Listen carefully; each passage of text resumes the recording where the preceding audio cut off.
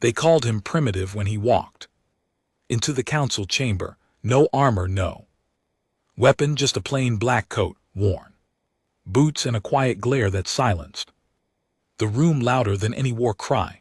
Every delegate from the Galactic Empire was there, towering reptilian strategists, violet-skinned tacticians with neural uplinks fused to their skulls, synthetic minds floating in hover pods, gathered to hear the human representative speak or beg. That's what they expected.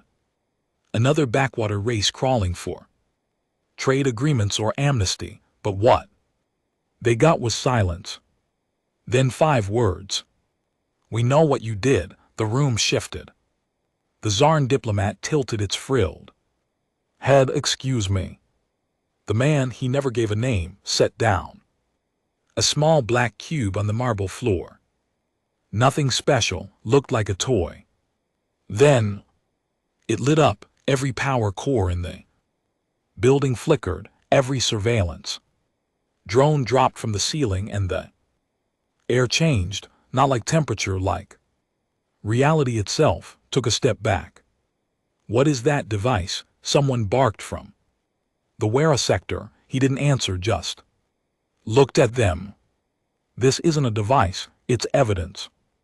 Another flick of the cube and images burst out. Colonies erased, children taken, bodies dissected. Human bodies, projects that had been scrubbed from every server in the known systems, projects that never should have been possible. "You experimented on us, you called us beasts, you thought we were behind, but we were watching, learning quietly, carefully." The Alori Prime shrieked. "That's classified. How did you?" "We broke your encryption 15 years ago." The man said. "We cracked your best AI in 2 days. We've had access to your data streams, battle plans, and black ops for over a decade." Silence, the kind that suffocates. Then came the tremble. It wasn't fear. Not yet. It was something worse. Confusion, because the truth didn't fit their belief. Humanity was supposed to be inferior. That was fact. That was order. And this man, he was flipping the table.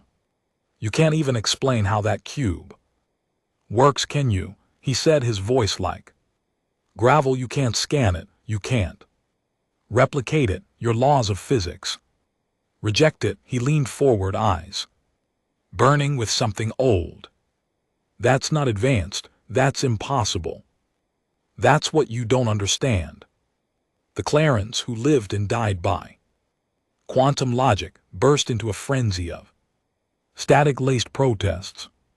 "Violation of known science. This is heresy." He didn't flinch. "Number, this is evolution. You've grown soft, bound by your models, your rules, your tech ceilings. You forgot how to adapt. We didn't." The cube pulsed once. The building's power grid flatlined. In every system linked to the chamber across dozens of worlds, ships blinked out of warp. AIS collapsed into silence, and long hidden truths bled into the networks like spilled blood. And that's when panic hit. This wasn't a declaration of war. It was a reveal that everything they thought about Earth was wrong. The Galactic Empire wasn't just behind, it was obsolete. He turned his back on them and walked away. No threats, no negotiation. And as the guards scrambled to respond, their weapons locked, their commands failed. The man vanished. No transport signature, no warp trail, just gone. And the cube stayed softly humming, waiting. It had been 48 hours since the cube was activated in the Grand Council chamber, and already 17 systems had gone dark. Not from attack, not from warships or nukes or some fancy virus.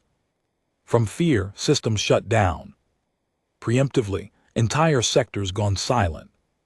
Just to avoid contact, The implications of what that single human had shown, no. Demonstrated, rippled through the galaxy, like shock waves through space dust.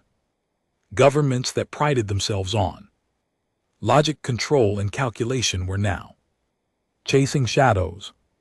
Because the question wasn't what the cube was, it was how humanity had made it and why the hell no one saw it coming. Grand Marshal Thix of the Alarian Armada stood aboard his personal dreadnought Vindicator, staring at a frozen feed of the cube's energy signature. He'd been reviewing it for the 8th time that cycle, and he still couldn't make sense of it. It violates gravitational logic, his science officer muttered. No, it mocks it. Thix snapped. It bends space without displacing it. It alters energy fields without consuming power. What kind of creature builds something that doesn't just break the rules but doesn't need them anymore? The officer didn't respond. How could he? Every high-tech empire across the stars had the same conclusion. The cube was doing things even their best minds couldn't describe. It wasn't a weapon, it wasn't a tool, it was a message. You're not in charge anymore. And Thix knew damn well what that meant. They'd underestimated the humans again. His talent hand hovered above the console. He had a decision to make, and he knew it wasn't just political, it was survival. Back on Earth, somewhere far beneath the Rocky Mountains, the man from the chamber walked into a steel room lit by nothing but soft blue glows pulsing from the walls. A dozen others stood waiting.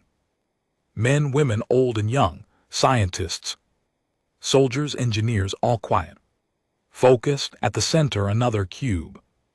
Not identical, this one was blacker, hungrier. Its edges seemed to shift like it was half inside this reality and half somewhere else entirely.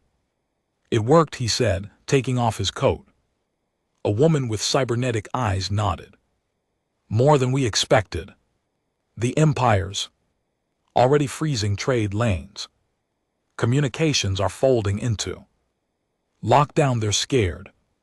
They should be. Another man approached, grizzled, scarred, with hands that looked like they hadn't been clean in years.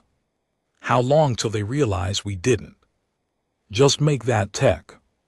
They won't, the first man replied. Because they can't.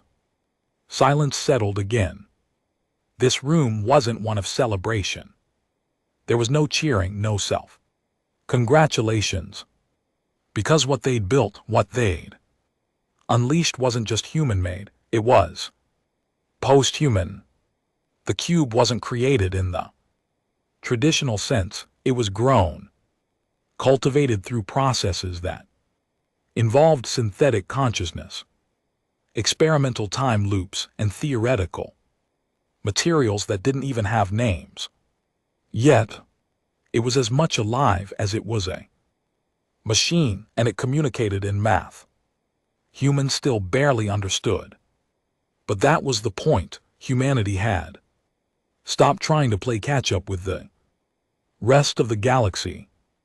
They'd started playing a different game entirely. Meanwhile, chaos gripped the Galactic Empire's outer colonies. Entire fleets began pulling back, surveillance stations left unmanned, defense grids powered down out of sheer uncertainty. Every alien race, from the cold-blooded Clarence to the Silicon Bentavari, was holding their breath. Who were they? Humans, really, because up until now they were background noise, barely space faring, constantly at war with each other, obsessed with primitive things like money and politics and pride. They were noisy, irrational, and didn't even live long. But now they'd shown something that couldn't be ignored. Azari warlord summed it up best in a Broadcast that went viral across 7 star systems we built our empire on. Control, they built something that rejects control if that's human. Thinking we are extinct, we just haven't realized it yet. Thyrix had enough. We're not waiting, he barked to his crew. What are your orders, Grand Marshal? His second asked. We're going to Earth. A gasp spread across the bridge, not metaphorical. Actual shock. You want to invade? Someone asked, barely keeping his voice steady. Number. Not yet. We make contact. We demand answers, and if they won't give them. He paused, letting the weight of his words crush the air. Then we make them bleed. The Vindicator turned, its colossal frame igniting its dark matter engines. Within minutes, it warped from Empire space en route to Sol system, to Earth, to the unknown. But Earth wasn't caught off guard. Humanity had planned for this. The moment the Vindicator warped into Sue's edge, alarms blared in black op stations hidden on Mars, Europa, and even deep beneath the oceans of Earth. But there were no panicked responses, no scrambling. Instead, a single message was sent to the council below the Rockies. They're here. The man who'd stood in the chamber didn't flinch. Let them land, you sure? The grizzled engineer asked. They're bringing their elite full armament. Could glass a continent if they wanted. They won't. He looked toward the blacker cube, pulsing now in sync with the orbiting ship's arrival. Because they still think they're in control. On board the Vindicator, as Earth's moon loomed in the distance, Thake stood tall on the observation deck. Any resistance? He asked. None. Passive satellites only. Some are old. Earth tech 20 years outdated. No orbital fleets detected. Thix narrowed his eyes. That didn't sit right. Land in their capital zone. Deploy escorts but no weapons drawn. I want to speak with their leadership directly. As the ship descended, cutting through the atmosphere with precision that left a thunderclap in its wake, humans on the ground barely looked up. Some recorded the landing, some ignored it completely. No scrambling jets, no mobilized troops. Just silence. It unnerved the crew more than open hostility would have. The diplomatic pod touched down in what used to be Washington, D.C., now a heavily restored urban complex simply called the core. No national borders, just zones. Zones of humanity that worked like a single mind now. Thix stepped onto the ground. 4 elite guards followed, scanning every inch of the terrain, but nothing came. No troops, no weapons. Just one man standing in the open, arms crossed, that same worn coat, boots dusty from ground he never bowed on. You again, Thix muttered. The man nodded once. Welcome to Earth. They didn't waste time. What is the cube? The man raised an eyebrow. Which one? The human gave a soft exhale like a teacher talking to a student who still didn't get it. It's a prototype. That word hit harder than any missile. Prototype, the barked. That wasn't your finished product, no. The silence that followed could crush planets. I want answers, Thix said, now or we burn this city to the ground. The man didn't flinch. Instead, he stepped closer. You're not asking for answers, he said. You're demanding reassurance. You want to believe we're still something you can understand, something you can manage. He paused. But you can't.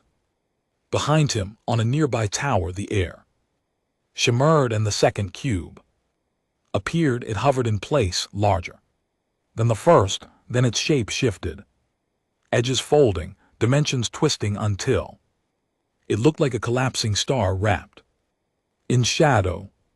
"Fire if you want," the man said, turning his back again. "See what happens."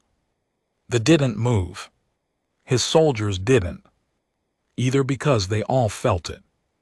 That second cube, it wasn't technology. It was a verdict in the Vindicators. Command deck, warning lights began flashing. "Sir, we've lost connection to orbiting systems. Our engines aren't responding." "What do you mean?" "I mean we're stuck here." Back on the ground, the cube pulsed once, and every weapon the guards carried disassembled. Not exploded, not jammed. They simply unraveled, metal circuit crystal into dust right in their hands. Thyric stared at his own hand, shaking. Now, for the first time in his long, brutal military career, he felt powerless. The man stepped close again, face grim. "You came here to understand how we did it," he said. "You missed the point. We didn't do it to you, we did it without you." And then he whispered the last line like it was prophecy. "And we don't need you anymore." For the first time in over 1,000 years, the Galactic Empire couldn't move.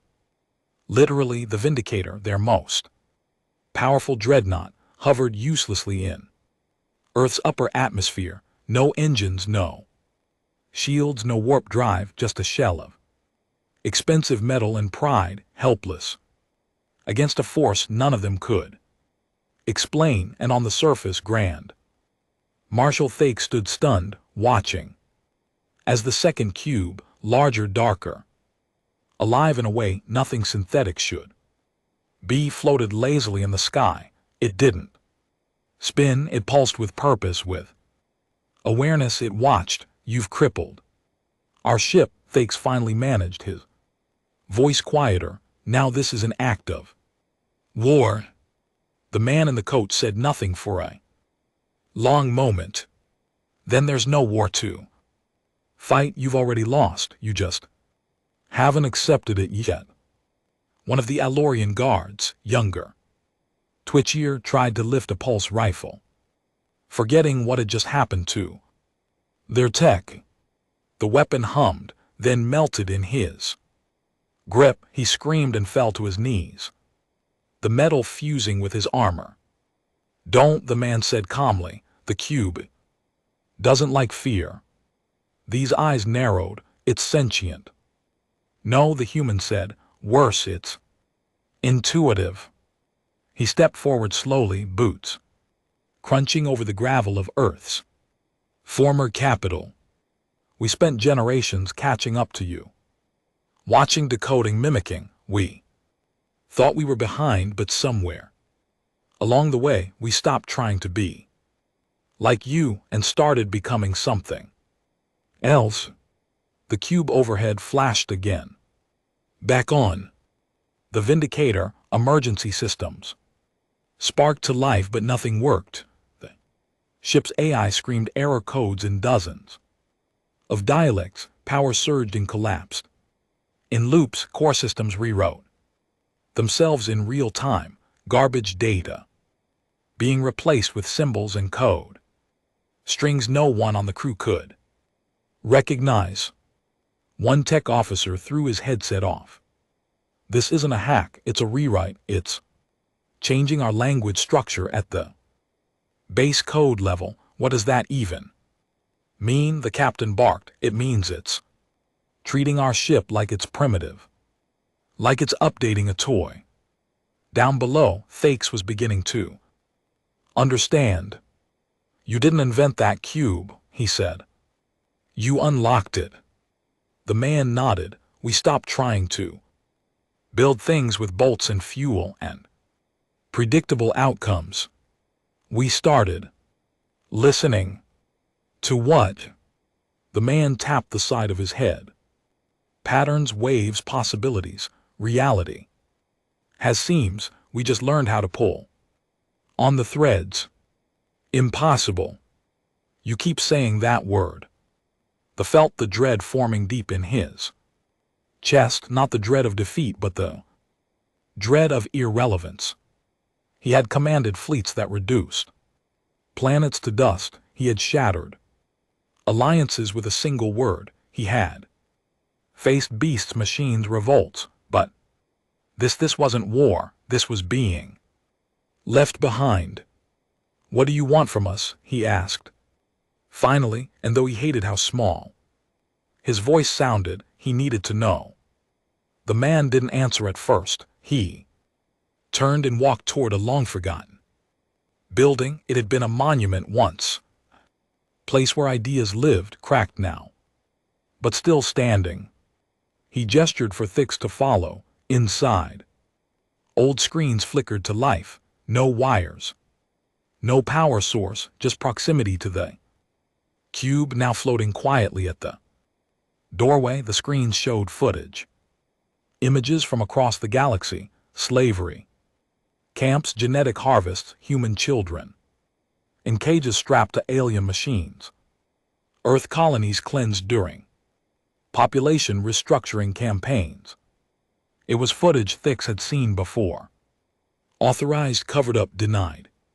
He said nothing. "You want to talk about peace?" the man said, eyes never leaving the screen. "You want trade agreements, mutual defense pacts?" He turned sharply, fire behind his eyes. "You gave us nothing but chains. You called us irrational, violent, beneath progress, and now you want us to forgive that?" Thyrix's jaw clenched. Those were past administrations, separate systems, autonomous factions. The man snapped his fingers. The footage shifted, every face and every command structure responsible for those camps, every name, every order, every file. You don't get to wash the blood off just because the knife changed hands. He walked closer now, voice dropping. "You didn't just hurt us, you humiliated us, mocked us, took what we had, labeled it primitive, and told us to be grateful. You didn't take more." Thyrix had no reply because it was true. Back on the Vindicator, something else was happening. A door had opened. Not physically, not mechanically, but somewhere inside the ship's architecture, a chamber no one remembered ever existing had appeared. No entry logs, no schematics, just there. 3 engineers were sent to investigate. Only one came back. He couldn't speak. He just stood there, eyes wide, blood leaking from his nose. The captain demanded answers. All he said was, "It's not a room, it's a mirror, and it showed me what we could have been." They locked him up after that. He kept screaming one phrase over and over. "They didn't evolve past us, they evolved past everything on Earth." The man led Thix out of the monument. "You're not the first civilization to rise," he said, "but you might be the last to fall." Thix stopped walking. "So that's it. You'll wipe us out, destroy the Empire." The man sighed. "See, that's your problem. You think it's about destruction. You think we want revenge." He pointed toward the sky where the cube was now shrinking, folding into itself, until it vanished completely. "Number, we don't need to destroy you." He leaned in closer. "We're going to leave you behind." The blinked. "Leave us behind," the man repeated. "We're not looking to rule your empire. We're not interested in your treaties. We're leaving this galaxy. You can keep it, along with your fear, your politics, your obsolete gods." He turned and walked toward the edge of the city, toward a transport unlike anything had ever seen, silent, hovering above the ground, as if space itself was holding it up. "And when we're gone," the man added, without looking back, "you'll look up at the stars and realize what terrifies you most." He stopped. "Is that we're not angry. We're just done with you." And then he boarded the ship. The vehicle pulsed. Once and vanished. No flash, no trail. Just gone. That night across the Empire, something terrifying began happening. Ships in orbit above human territory started shutting down, not destroyed, just paused. The technology still worked. The lights stayed on, but the crews, they stopped receiving commands. They stopped getting responses. Communication collapsed. The ships drifted aimlessly in space as if waiting for a purpose that no longer existed. One by one, empires tried to respond. One by one, they failed because Earth wasn't fighting a war. Earth was turning off the game. They had discovered something deeper than technology. They had discovered dominance without destruction. A war that didn't require blood. A victory that came not from winning, but from evolving past the need to fight at all. In the Galactic Empire it was stuck, screaming into the void of its own irrelevance. They called it the Hollowing, not officially, not in the sterile reports filed away in the crumbling archives of the Imperial Core, but among the frightened technicians, the scattered warlords, and the desperate rulers. It was the only name that made sense, because one by one, systems were going quiet, not destroyed, not invaded, just empty. Planetary AIS would go blank. Navigation satellites lost their ability to lock on. Weapon stations failed to respond. And worse, when scouts were sent to investigate, they found colonies still. They are still intact, but every living thing gone. No signs of struggle, no heat signatures, just silence. And always, always a faint residual echo, a pulse in the electromagnetic spectrum no one could trace. It wasn't a signal, it wasn't a weapon, it was a reminder. Humanity had passed through and taken everything with them. Admiral Fio of the Tavari Dominion didn't believe in ghosts. He'd spent 42 cycles serving in the Empire's outer rim, crushing pirate outposts, quelling planetary revolts, and navigating plasma storms that would cook most species in their ships. He was ruthless, strategic, and feared, but now he was scared. He stood aboard the Shatterm, orbiting what used to be Colony 5X91, a thriving Tavari outpost, 200,000 strong, mining, farming, terraforming, self-sustaining, gone. Every building still stood, power cores functional, systems running, but not a single heartbeat. Scan again, barked, his voice shaking. Despite himself, his exo turned slowly. Admiral, we've scanned 30 times. Life signs 0, no distress calls, no bodies, no signs of transport, none. It's as if they just vanished. The Admiral's claws tapped against the control panel. Is this a human attack? I don't think it's an attack at all. The exo turned the screen toward him. Waveform danced lazily across it, some kind of energy residue traced to no known source. It's not harmful, she whispered, just there. Like the ghost of a thought. Stared at it, a tremble crawled up his spine. Back on Earth, what was left of it, there was no celebration, no declaration of victory, no cheers. Because what they'd done wasn't a conquest, it was an exodus. Humanity was no longer unified by flags or governments, not even by ideology.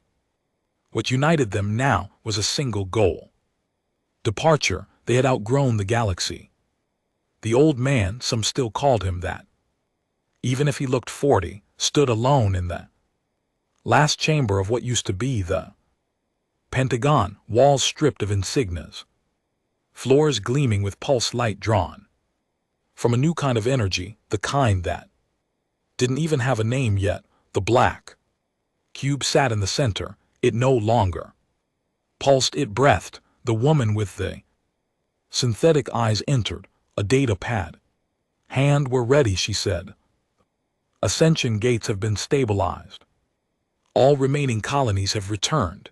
No one's been left behind. And the Empire, they're collapsing inwards. The clearance just tried to invade Sector 9. Their fleet engines failed mid-jump. They don't understand why." He nodded. They wouldn't, they couldn't. Because what Earth had built wasn't a weapon or a machine, it was a departure protocol, a sequence encoded not in code or light but reality itself. It bent. Causality, folded, probability erased.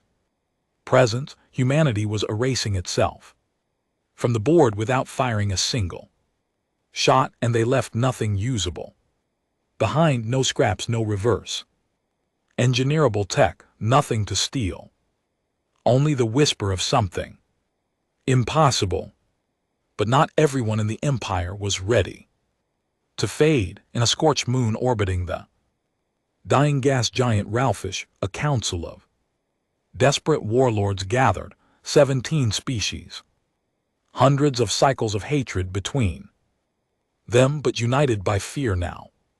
Fear of Earth, fear of what they couldn't explain, fear of the hollowing, the war in general, plated in gold armor, chipped from 3 failed campaigns.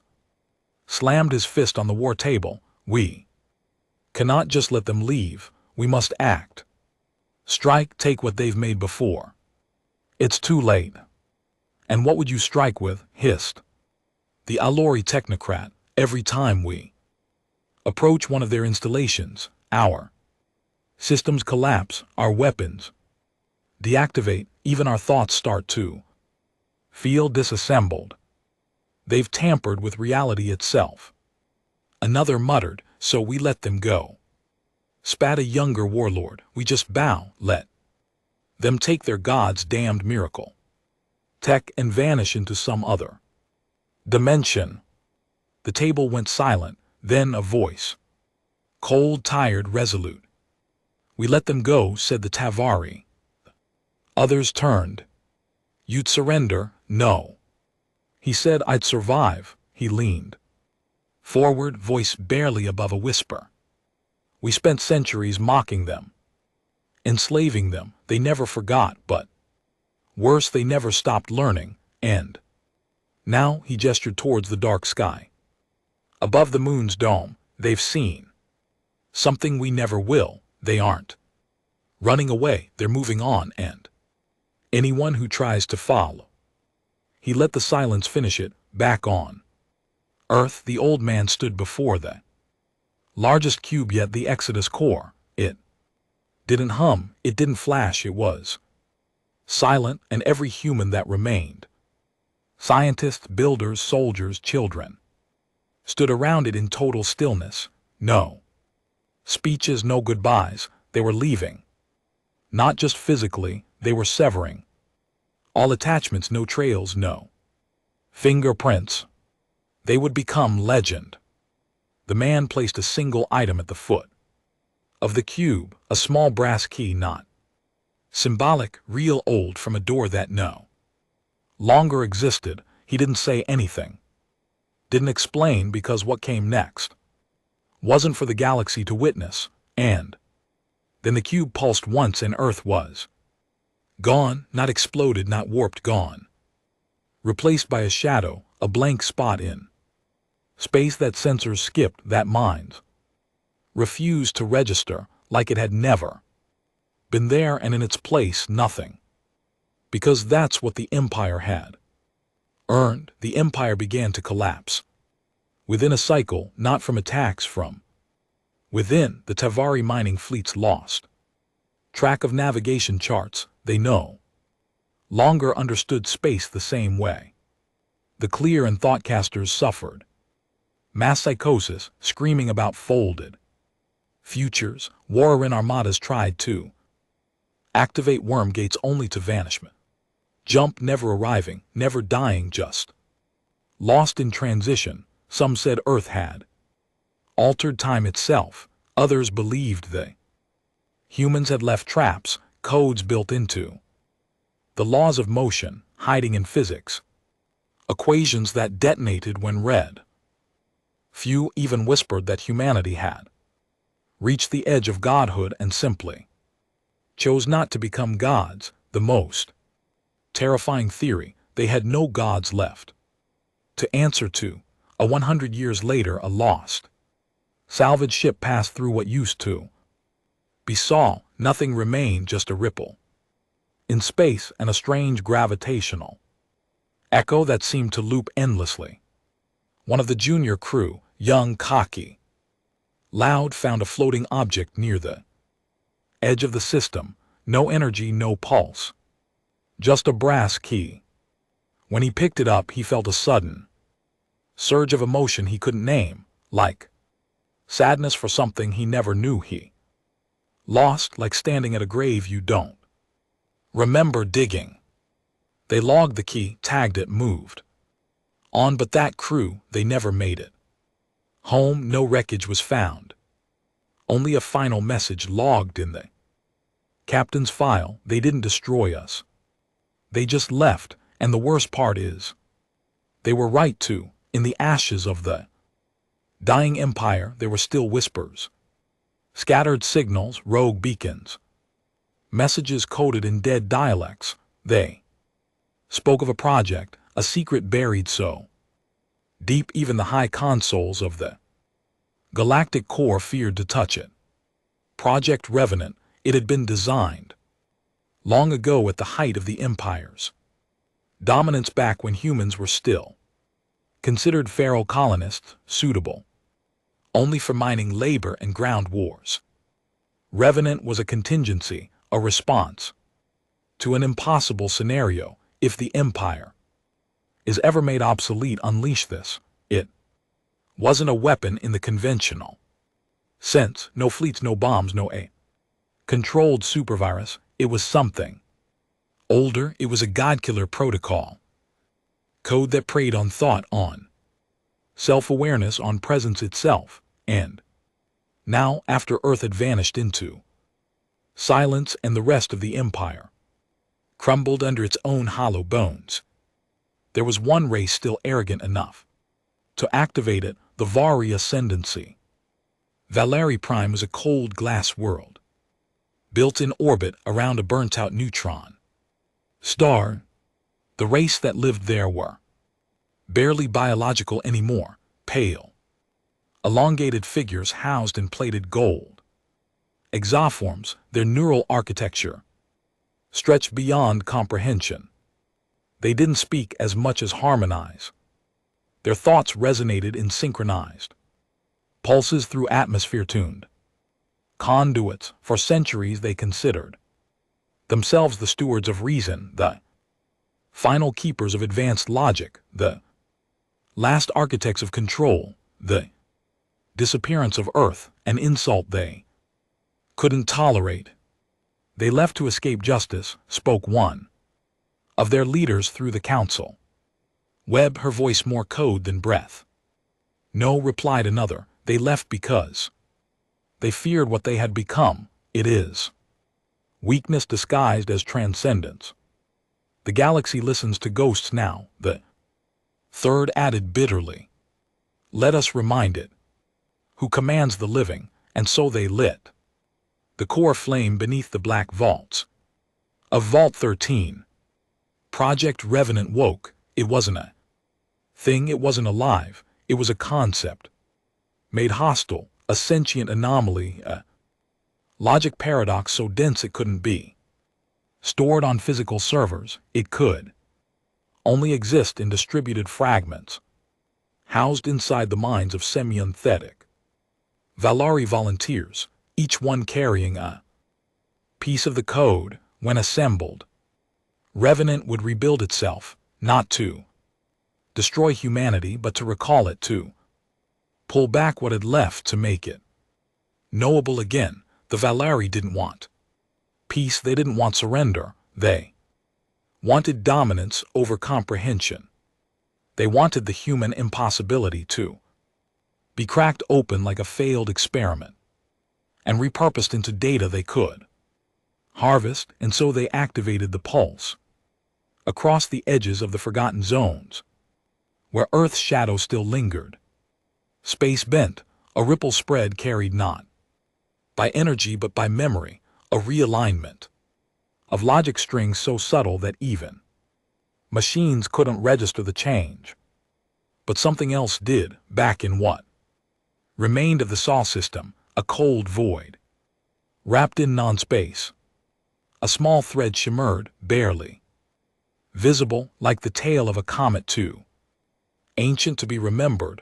Inside that thread, a part of the black cube still slept, and when the revenant pulse reached it, it opened its eyes. The Vari believed themselves victorious.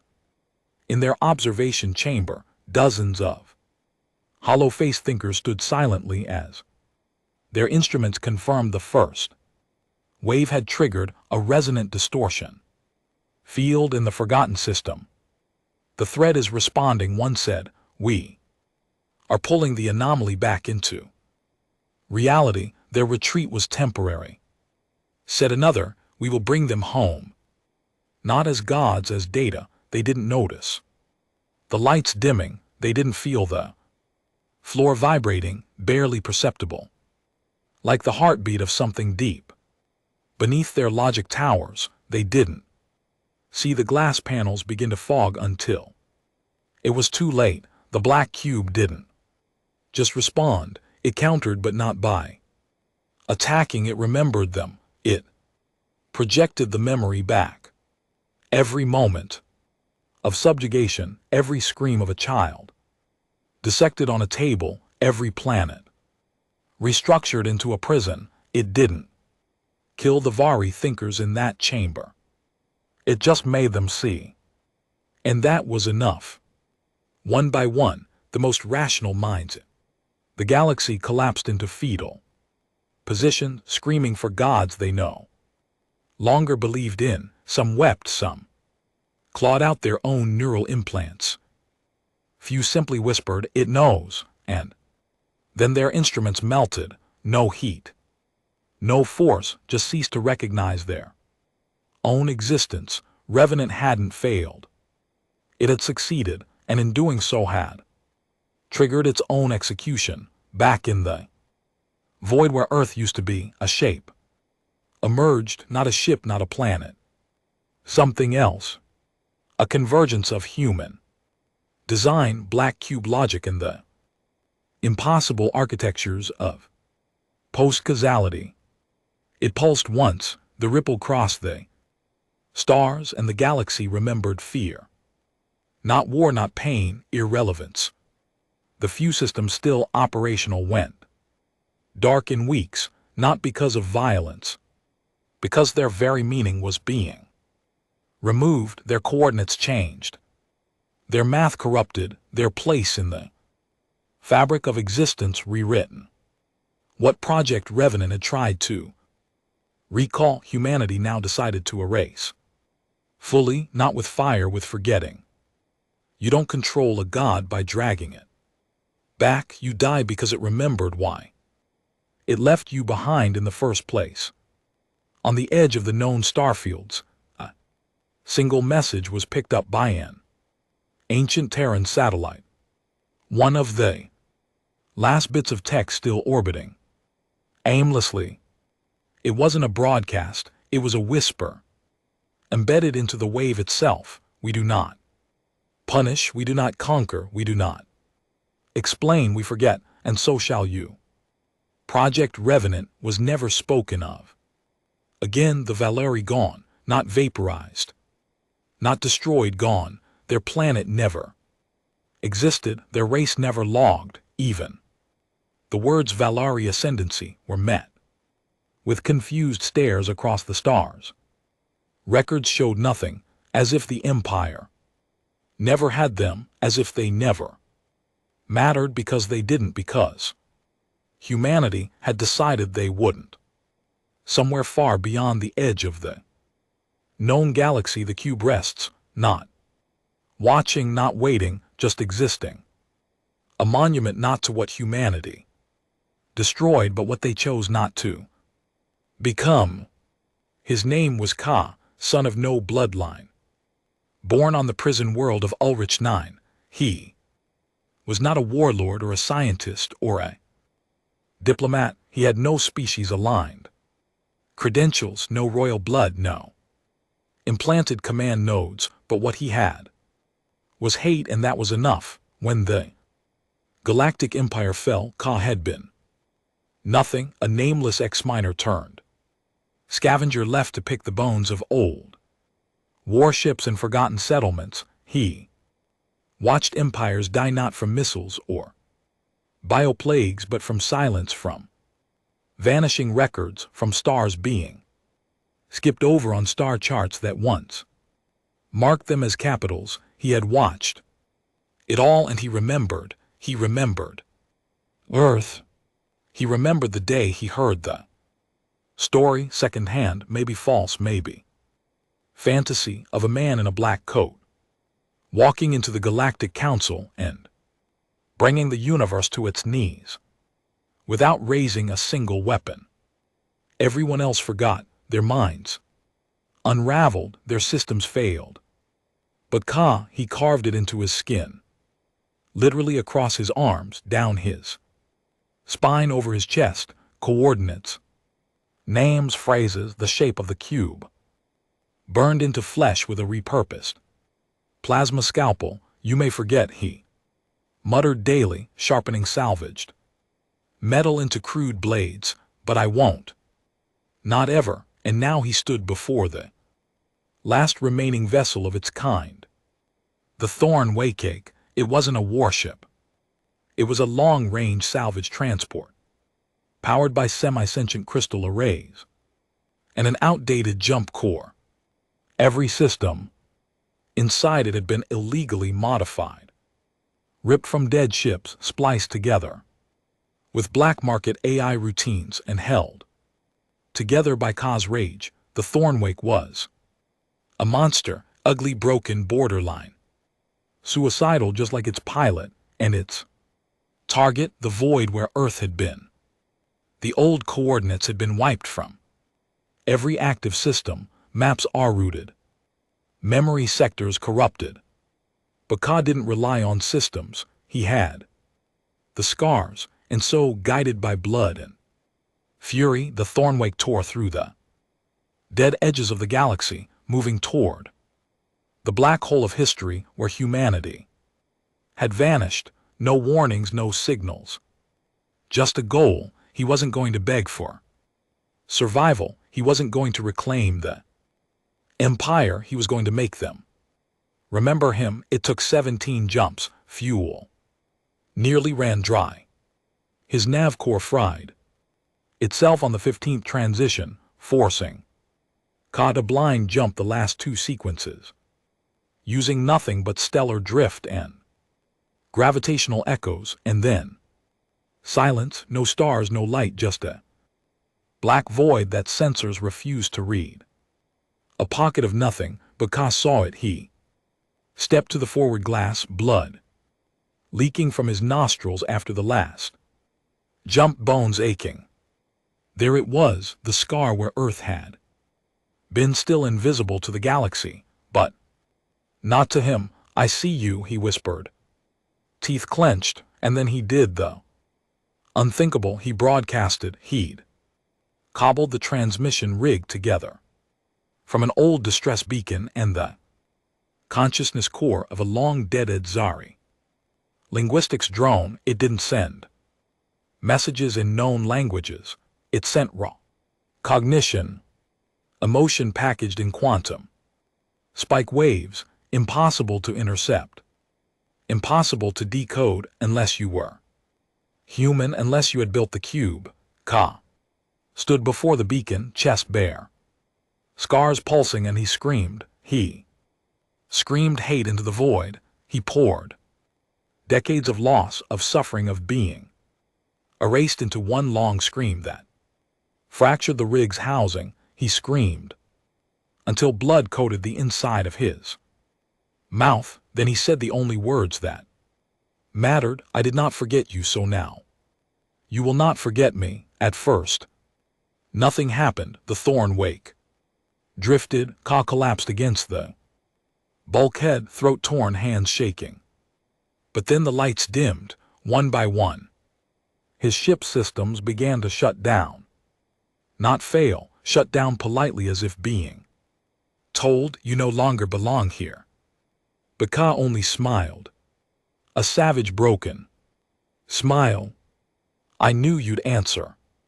Outside the ship, reality folded. It didn't tear, it didn't crack, it curved inward, like the universe was being turned inside out to allow something to arrive. And then it appeared, not a cube, not a vessel, just a presence.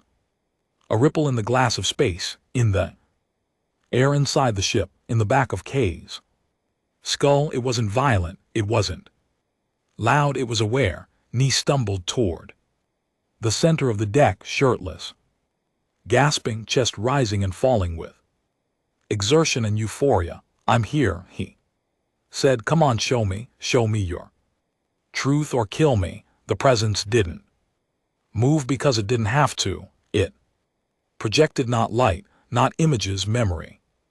Ka was no longer on his ship. He stood on Earth. Not the Earth he'd read about.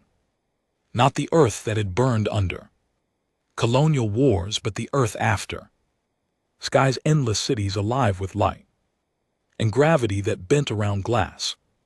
Towers, children laughing in languages not spoken, only felt. Machines tending fields of thought, and in the center of it all, a man in a black coat standing before the last cube.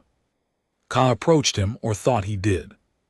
Space was strange here. You left, Ka whispered. You erased everything. You made us nothing. The man didn't turn. You made yourselves nothing, he replied. Softly, we survived, Ka shouted. We remembered. And what did memory give you? Truth. No, the man said it gave you pain. You didn't remember us to understand. You remembered us to hate. Ka's fists clenched. You had no right to leave us behind. We didn't leave you behind, the man said, finally turning. His face was unremarkable, not cruel, not smug, just tired. We gave you the galaxy. You ruined it. We made something better. You ran. We evolved. You think that makes you better than us? No, the man said. It makes us gone. The projection faded. Ka fell to his knees, shaking, broken. You have to remember me, he whispered, tears spilling freely. If you don't, then none of this mattered. The presence pulsed, and for a moment he felt it. Recognition. He mattered, and then he didn't. When the scavenger ship sisters grief found the Thornwake drifting weeks later, it was empty. No cairn, no logs, no damage, just a single sentence scratched into the inside of the cockpit in dried blood. They remembered me and chose to forget again. In the depths between galaxies, beyond where dark energy bends the fabric of existence into forgotten folds, something ancient awoke. It had no name, not because it had none, but because no civilization had survived long enough to give it one. It was not born, it did not evolve, it simply was a conscious remnant from the first stirrings of the universe, a being of curiosity, not morality, a watcher of timelines, a feeder of possibility. And it had seen the humans for eons. This presence drifted silently across the cosmos, observing the rise and fall of trillions. It saw empires blaze in golden fire, collapse in black dust, and scream into extinction before they ever fully understood what they were. But humanity was different.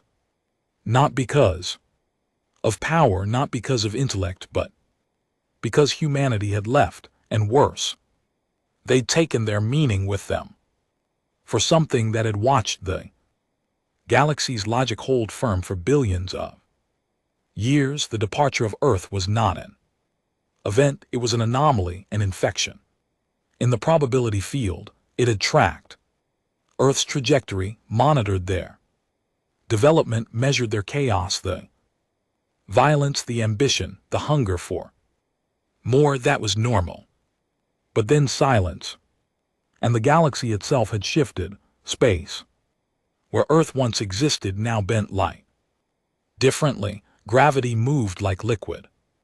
Even the laws of cause and effect had become uncertain in that region, and that should not be possible. Even this ancient thing had limits to what it could understand, and so it did something it had not done since before stars burned. It moved inside what used to be called the lemma sector, in a ruined observatory orbiting a long-dead sun, a forgotten construct. Blinked online, not because someone activated it, but because something was nearby, something with presence powerful enough to make sensors shiver in fear. The construct was old, older than any empire records, built by a species that had long since vanished into radiation, storms and nuclear rot, but it still worked barely. Inside, a single interface activated, and on it a shape appeared, not a body, not a ship, just a question wrapped in probability hovering on the screen. Where is Earth? The observatory, limited stuttering, ran simulations. No data. The question pulsed again. Incorrect. Recalculate. You were watching, you remembered. I don't remember, the AI admitted. Temperature in the chamber dropped, not physically, existentially. Then your memories must be reconstructed. And suddenly, the AI was no longer alone. It felt like something was crawling into it. The construct screamed, not in noise but in code. Old memory cores firing, long dead power cells burning themselves alive. The AI's logs filled with echoes, coordinates, pulses, quantum anomalies, all from Earth. What came through wasn't light. It was awareness, the ancient presence. Didn't need language, it didn't ask permission, it simply entered, and then it began to rebuild, one moment at a time. From the first radio waves Earth ever sent into space, from fragments of long-dead satellites drifting in low orbits around gas giants, from erased empire backups, deleted transmissions, corrupted black box logs, piece by piece, reconstruction until the ancient presence saw the man in the coat, the cube, the silence, and understood one thing: they did not die. They transcended. The construct exploded, too small a mind to house such truth, but the presence was no longer asking. It wanted answers. In the edges of the void where Earth had vanished, space twisted. 1,000 observers across different surviving systems saw it, but only those with nonlinear time vision could process what was happening. To everyone else, it looked like a black tear, a reverse sun, a collapsing probability storm, but to the ancient being, it was a door. It did not open the door, it became the door, and it reached in. But what it found was not Earth, it was a wall, a barrier, not a force or code or energy, a barrier of choice. Humanity had not simply left, they had folded their reality inward, sealing themselves from everything that still relied on understanding. This presence could warp suns, could see gravity breathe, could replay the birth of quasars, but it could not enter, and that for the first time since time began made it afraid. The presence recoiled, but not in retreat, in thought. It had watched beings rise, watched Consciousness birthed galaxies, but never had it been denied entry. Never had it faced a wall built not from strength, but from will. And it began to consider the unthinkable.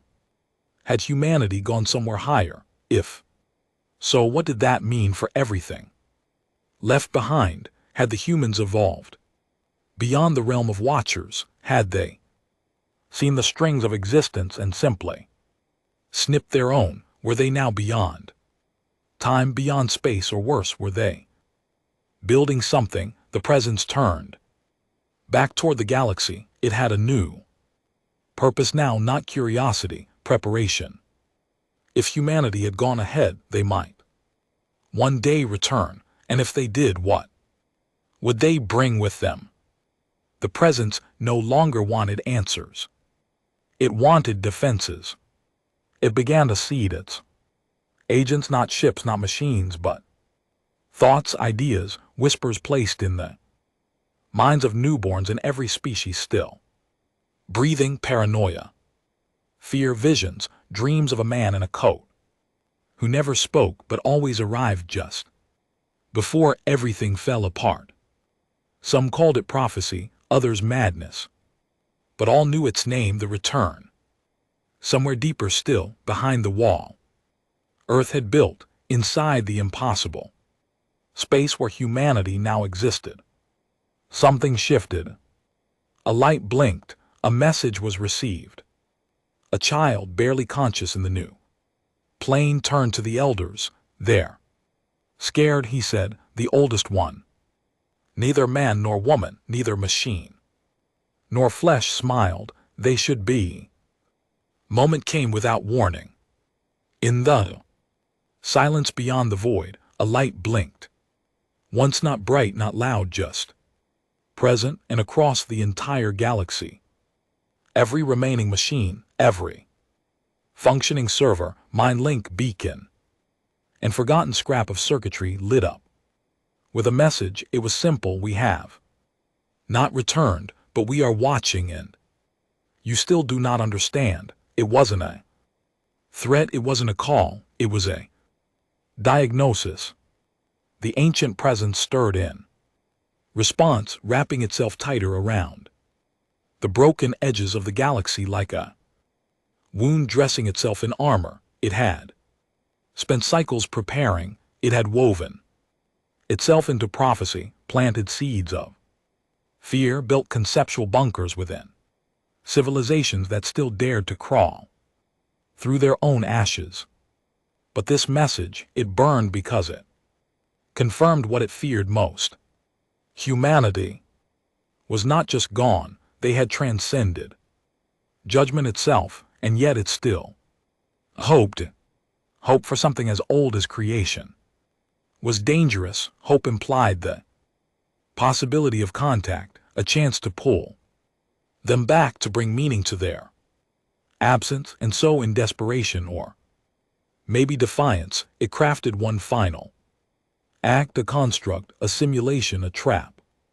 In a distant corner of the galaxy, where no sun had burned for 1 billion years, space-fold anomaly appeared, a perfect replica of Earth, not the Earth that left, but the Earth the galaxy remembered, old, scarred, confused, with its skies thick with satellites and smoke, with its oceans boiling under industrial weight, with its people blind to what they might become.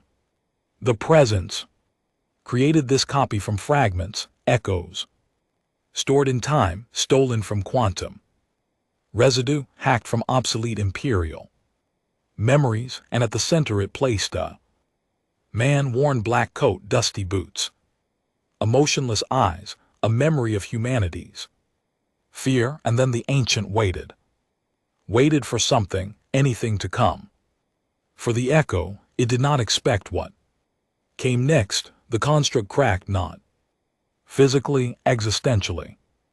A sound entered the simulation, vibration that didn't echo in air, but in thought. And then, standing opposite the false human it had made, another Figure emerged, younger, calm, real, not an echo, not a memory, a child, human. But not. His skin shimmered with unreal tones. His eyes carried no emotion, only deep, ancient clarity. He wore no coat, no armor, just a simple white tunic, and when he spoke, the entire construct quacked.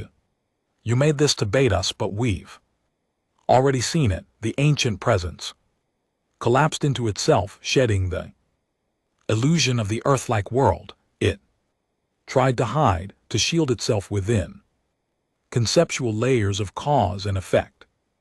Tried to protect its question, but the child didn't pursue it. He simply walked forward, and with every step, time itself rewrote. Stars reformed, planets spun backward, events unraveled. The present saw itself, its own creation, folded in reverse. Entire races it had manipulated, blinked out of sequence. Its agents, its whispers, its fear, they were being erased, not as punishment, but as irrelevance. You do not understand us, the child said, because you were always trying to observe a mirror, but we did not rise above you. We let go of what kept us with you, and now you are asking the wrong question. The ancient presence shuddered. For the first time in forever, it whispered a plea. Then tell me, what is the right question? The child looked into the black. His voice dropped to a whisper so soft it rang like a hymn inside the structure of space itself. Why didn't we come back to save you? And the presence wept. Elsewhere, what was left of the galaxy received its second message. No warning, no light, just a sensation, like the moment before thunder, like the knowledge of death in the heartbeat before it happens.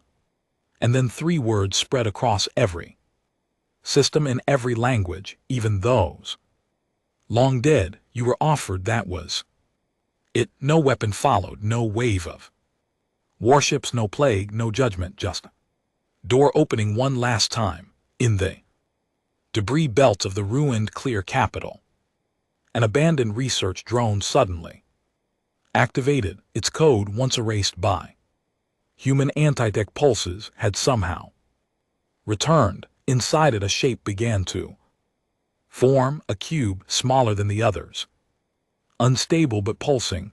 A surviving scientist, long thought mad, crawled from her shelter. She wept as she looked upon it, not out of awe, but from some distant ancient guilt. And when she touched it, she heard a single voice. We did not abandon you. You chose to remain behind. And then it vanished, leaving behind only clarity. Humanity would not return. In ships they would not land with thunder. They would not crown themselves gods or saviors. They had seen all paths, all choices, all outcomes, and they had chosen to watch, not rule. Because there was only one truth: you cannot save those who choose ignorance.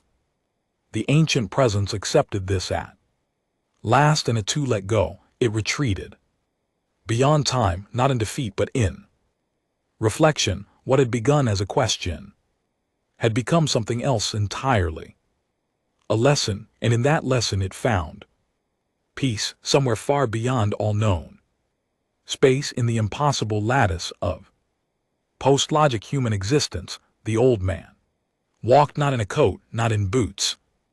Just as he was, he passed by gardens of memory, oceans of probability, cities without form but filled with meaning. And beside him walked the child. You think it'll ever change? The child asked. The man shrugged. They might evolve or collapse, maybe both. The child looked up. Then what do we do? The man smiled. We let them live, and when they're ready, they'll know where to find us. And together they walked